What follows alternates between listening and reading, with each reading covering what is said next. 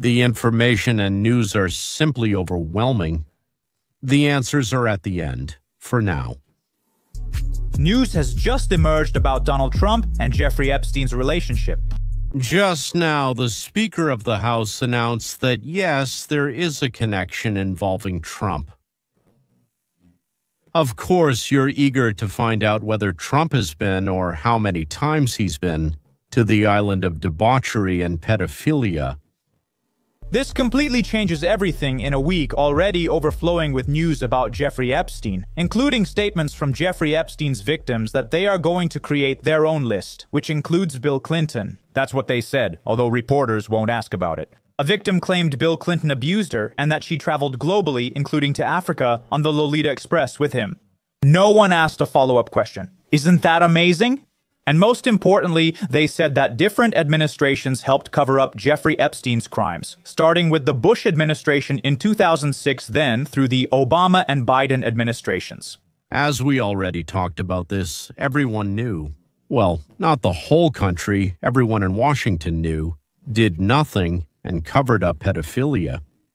13 and 14-year-old girls were groomed by artificial recruiters and handed over to prominent visitors of Epstein's residence, not only on the island but in other places as well. They all knew about it. They all stayed silent. Or was there someone who didn't stay silent? Who was it? What happened to him or them?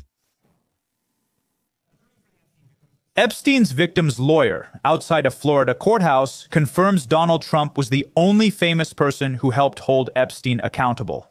Stop, got it. Trump is not a participant in orgies, but the only person from the United States elite who helped. How did he help? He helped arrest and prosecute Epstein. The only thing I can say about Trump is that he was the only person who picked up the phone and said, "Let's talk. I'll give you the full story." I can say about President Trump that he was the only person who in 2009, when I was serving a lot of subpoenas to many people, or at least notifying some pretty influential people that I wanted to talk to them. He was the only one who picked up the phone and said, "Let's just talk. I'll give you as much time as you need. I'll tell you what you need to know." And he was very helpful with the information he provided and didn't give any hint that he was involved in anything dishonest. But he had good information that was confirmed, and it helped us, and we didn't have to take his statement. That was in 2009. In 2009, when Epstein became known not only to the elite, Trump, the only one in all of America, called the FBI investigation and said, "I would like to help put that scumbag in jail." So, that's President Trump, and by the way, this was confirmed. These are testimonies and press conferences on Capitol Hill. It's the same lawyer speaking. President Trump in 2009 and several times after that, back then, he didn't think it was a hoax. Actually, he helped me. He picked up the phone. He told me things that helped our investigation. So now what? That's the same lawyer who says the same things as only Donald Trump. Only President Trump helped put the scoundrel Jeffrey Epstein behind bars. This matches a number of other first-hand accounts we've heard on this program and in the public sphere from Mar-a-Lago members, well-known writers, and people who knew them both. At that time, Donald Trump kicked Jeffrey Epstein out of his club. He banned him. He had nothing to do with Jeffrey Epstein after he learned about his predatory actions toward minors. Donald Trump seems to be the only one who did that. But people like Bill Gates continued to associate with Jeffrey Epstein even after he was caught trafficking minors for sex. Now we have clear confirmation that explains all of this. Once again, Trump kicked Epstein out of Mar-a-Lago and banned him from entering his other clubs. And he called the Department of Justice, offering his services as a witness to put the child molester in prison. Naturally, he did this as Putin's puppet. As Omolchenko, Shvets, Zhernov, and numerous employees of Dmitry Gordon's kitchen factory constantly tell us. Speaker Mike Johnson has just confirmed the rumor we've been hearing for the past couple of months. The rumor was that President Trump helped law enforcement arrest Epstein. Maybe that's why Donald Trump is so angry about all this, because people are saying he's involved. He was the only one who actually helped. That's according to the lawyers. But now everyone agrees with Speaker Mike Johnson. Nancy Mace says she's worried that Bill won't cross Trump. In the Epstein case, Donald Trump banned Jeffrey Epstein from Mar-a-Lago and acted as an FBI informant by reporting him to federal authorities. Trump is a hero in this, Nancy Mace said earlier this week. Do we know that Donald Trump was an FBI informant? This is common knowledge. And here you go. The Speaker of the House says it. Donald Trump was an FBI informant.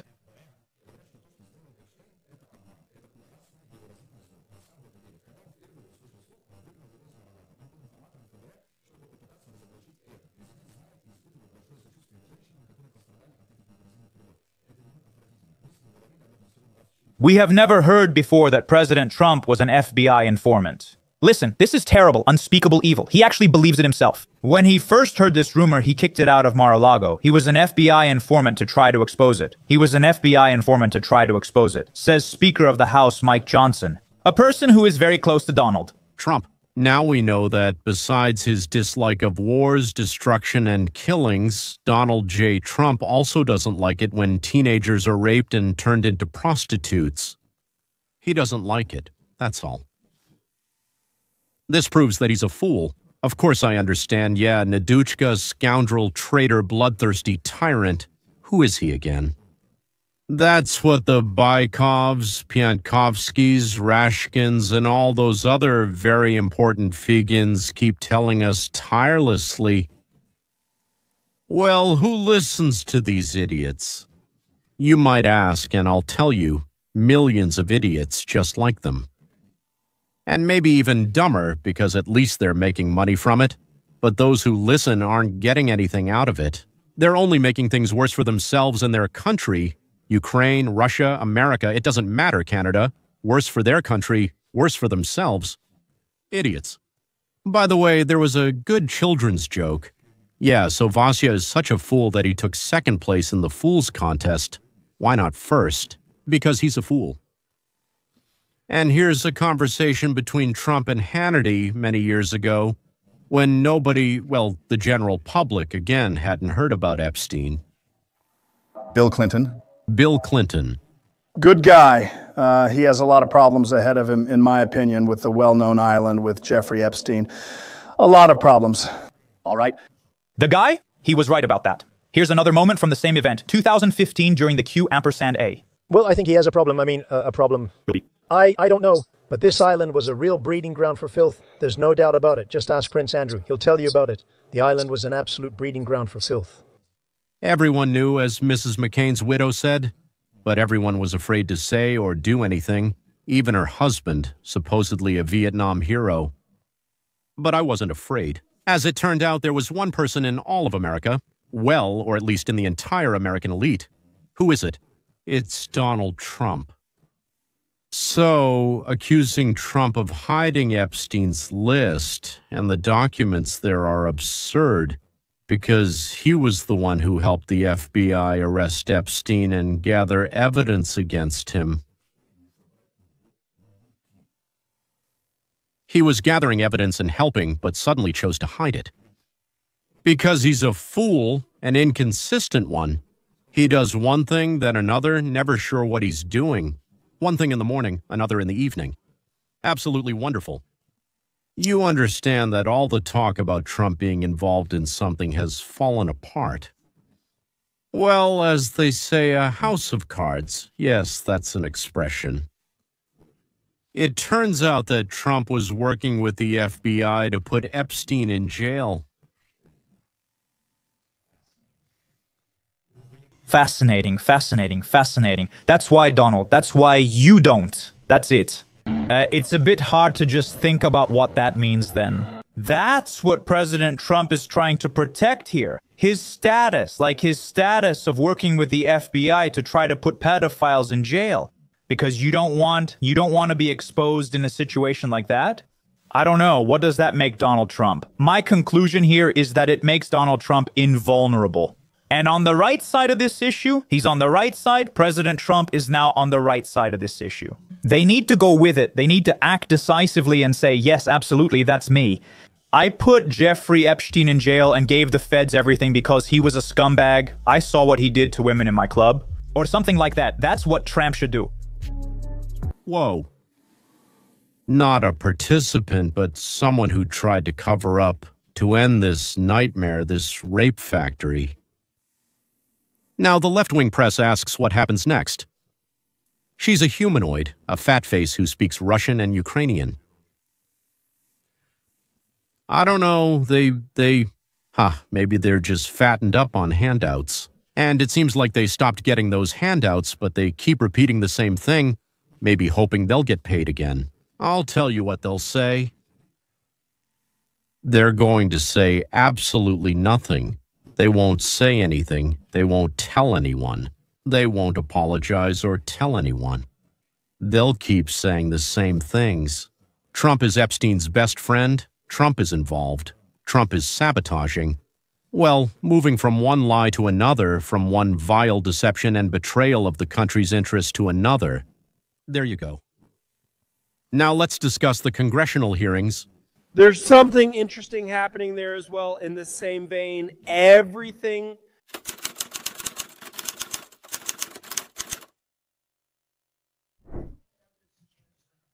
The evidence is clear for the first time ever, and you will never. Complained when pharmaceutical companies chose these people and then launched their products without safety checks. You can describe it however you want. I quoted them today. What I said was true. What you said was a lie. What are you saying, Senator? That we... Moving, Titanic. Senator, are you saying that the mRNA vaccine has never been linked to myocarditis or pericarditis in subjects? I'm just saying, is that what you're telling us? I'm just trying to say that the people you put on this committee after firing everyone... You're dodging the question. It was a senator, naturally a Democrat, who is trying to prove that COVID vaccines work perfectly. And Kennedy replied, have you even read the research results? No, I'm the one asking questions here, Mr. Kennedy. You're dodging this question. I'm asking the questions. I asked a question for Mr. Kennedy. I'm asking questions for Mr. Kennedy on behalf of parents, schools, and teachers all across the United States of America who deserve much better than your leadership. You see, when a person is shouting, it usually means they're losing the argument. But, Senator, they deserve the truth, and for the first time in this agency's history, we'll give it to them. It's not the messenger who should be persecuted, ladies and gentlemen, but the way. Since many senators are paid by pharmaceutical lobbies, well, those companies have their own lobbyists. They are doing everything they can to push Kennedy out of his position and prevent the exposure of the truly scary truth. The Democrats didn't come with facts, statistics, or data. This guy literally told you, I know, while he was shouting, I know that what I'm telling you. It's true because I'm quoting Big Pharma, so his reasoning for why Robert F. Kennedy Jr. is bad. What? Trump chose the wrong person, that mRNA technology is great because he quotes Big Pharma. Come on, do you think Big Pharma wouldn't lie to protect their profits? Let me show you another big lie. Alex Jones. He talks for 13 minutes, but I'll show you just a minute and a half. But you knew, and I checked this with some of my black friends, you knew that vaccines disproportionately harm black Americans, especially black boys. They know this, and yet they push it even harder on the black community. Let me show you this. But in 2000... The Centers for Disease Control and Prevention conducted an internal study of children in Atlanta and Fulton County.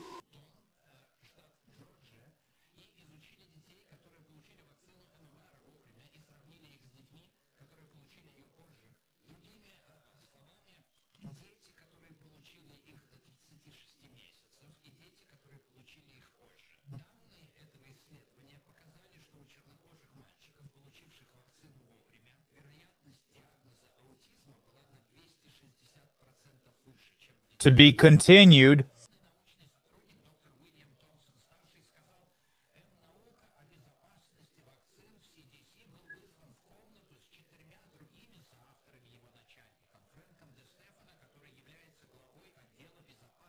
To be continued.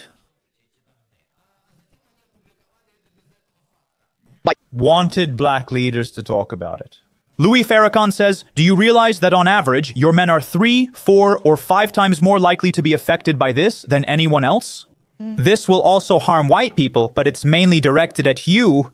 But you're taught that it's the white truck driver on the street who's deceiving you. He pays the same bills, gets no benefits, and is actually persecuted for being a white man. The same system poisoning us turns you against him and vice versa, making us all fight each other. Bill Gates can sit back while he kills all of us. Well, just wonderful. Selective vaccines for people from Africa, mostly boys. After that, many black boys began to develop autism. Is this a coincidence or is it planned? Others developed it too, but black boys were 3 times more likely than others. And the pharmaceutical companies were either aware of it, or that's exactly what they were aiming for.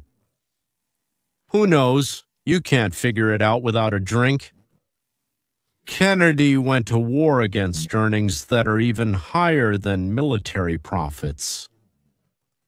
Trillions of dollars are paid by humanity to be saved from diseases, death, and suffering. And with the arrival of vaccines, well, against COVID, yes, which can be developed in a couple of months, the profits didn't just triple, they increased tenfold. That's why pharmaceutical organizations, not farms, but pharmaceutical companies, have hundreds of millions to pay. Read bribery of officials and elected public servants, because they definitely don't serve the people. health. The health of every American will be at risk if Robert F. Kennedy Jr. remains in office, if his policies stay. This policy will make America sick again. It will set us back in terms of life expectancy in our country. But it will threaten children, the elderly, and everyone with a vulnerable condition. So, yesterday, some Republicans started to question Kennedy's policies, but will this lead to a vote in the Senate after Donald Trump's call? So far, we haven't seen that.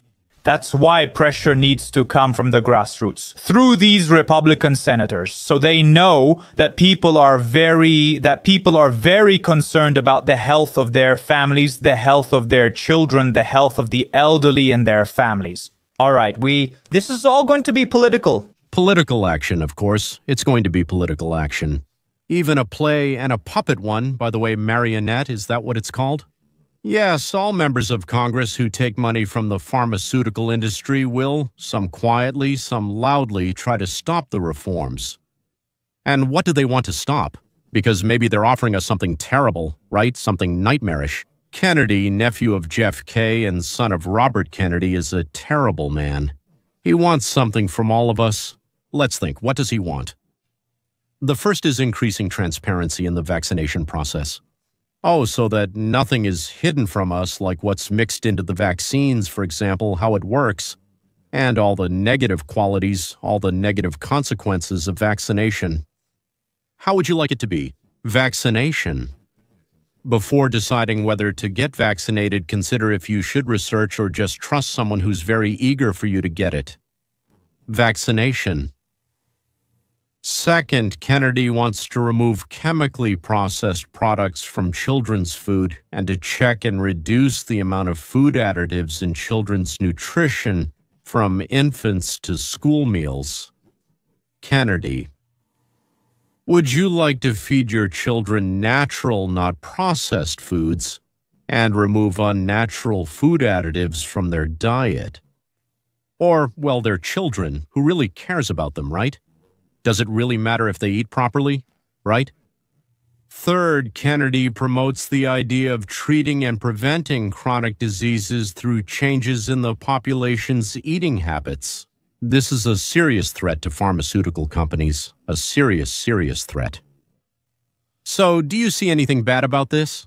That we were preventing diseases instead of letting things get to the point where we have to treat them for years, for a lifetime, taking medicines that someone is pushing on us. Kennedy wants to explain to people what science knows and says about this, and then it's up to you to decide. In my opinion, that's not bad. On the contrary, I think it's actually kind of good. Fourth, emphasis on prevention through education. He fired all the employees of the Ministry of Health who were found to be promoting the interests of pharmaceutical companies. Not bad, in my opinion, is it? Or do you think it's terrible? I would actually put them in jail and take away their pension fund. Fifth, the introduction of new technologies in the detection and prevention of diseases. Pharmaceutical companies really hate disease prevention. They would actually prefer if nothing warned you about it. Everything would just appear and stay with you forever. They're not bad people. They just want to make money. But if there weren't corrupt officials, if there weren't a corrupt press, their desires would have just remained desires. But officials and the press make it possible. Now, the sixth identification of the causes of autism outbreaks and other diseases that have occurred in the last 30 years. Did you find anything terrible in Kennedy's proposals and actions? I personally didn't find anything. Then why? Democratic Senator Ed Merkley says, Health. Every American's health will be at risk if Robert F. Kennedy Jr. remains in office and his policies continue. That is, if what Kennedy is proposing continues, then it turns out that danger awaits every man, woman, elderly person, and disabled individual. Moreover, in the United States of America and far beyond the borders of our country, but he didn't specifically explain why transparency is dangerous, why explaining to people how food affects health is bad, or why it's dangerous to find out the causes of the increase in chronic diseases. It's not dangerous for us. But who would it be dangerous for if this suddenly became known? It's very simple. It's dangerous for those who are hastily churning out vaccines and making billions from it without even checking their effects. Or it's dangerous for those who feed us food that causes diseases and then sell us the medicine. And of course, the medicine is for the symptoms, so they can keep selling it to us for a very, very long time. It's dangerous for them. They could end up in prison, or at the very least lose their sources of billion-dollar profits.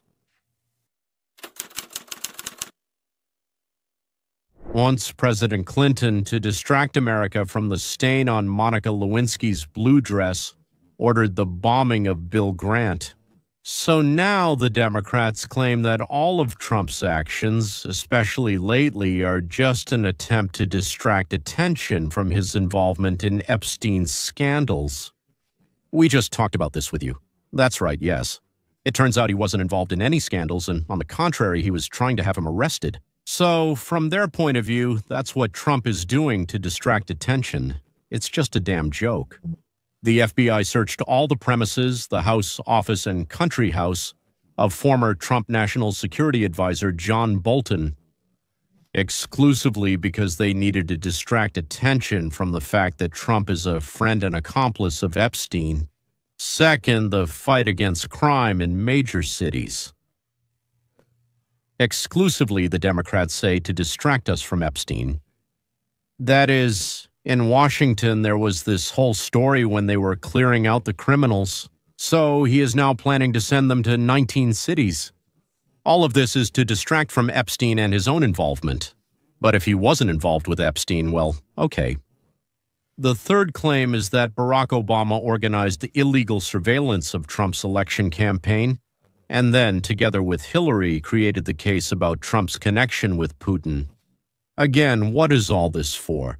To distract attention from his alleged pedophilia.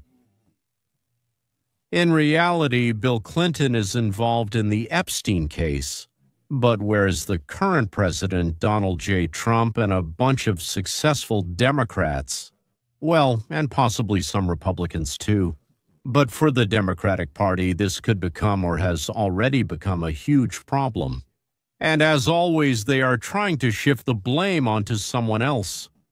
Trust in the president reached a record 54% by the beginning of September. But then it went back Sorry, by the beginning of August, but then it returned to the usual 42-44% by the beginning of September. This Democratic Party is trying to tell us that trust in Trump has dropped. But the Democratic Party actually has a real collapse in trust, which is now at 33%. So, if Trump is trusted by 42-44%, they are trusted by 33%. That's only members of their own party, and even then, not all of them. And in the country as a whole, basically no one else. The lack of transparency or unclear behavior of the Trump administration regarding Epstein undermined this trust. And until Trump explains or brings all the documents to light, it will be hard to overcome this. Interestingly, Trump's approval among the white population has risen to 64%, which is a record. And among Republicans, it remains at 91-93% according to all polls, which is incredibly high. In general, more than 80% support from your own party is considered an incredible victory. Here, it's over 90%. Now, when Speaker Johnson and the lawyer for the group of women who are demanding justice for all the pedophiles connected to Epstein said that Trump, in 2009, contacted both the FBI and the law firm handling the case, offering his help to expose Epstein. This opinion might start to change, the public's opinion that Trump is hiding something or doing something wrong. But, as always, let's see what happens next. I think in the first quarter of 2026, when employment and economic indicators go up, Trump will again have 55, 56, 54, maybe even 58% approval. And the Democrats will have to come up with a new topic to stir up hatred against Trump. That's all for now. Until next time, Semkin, editor.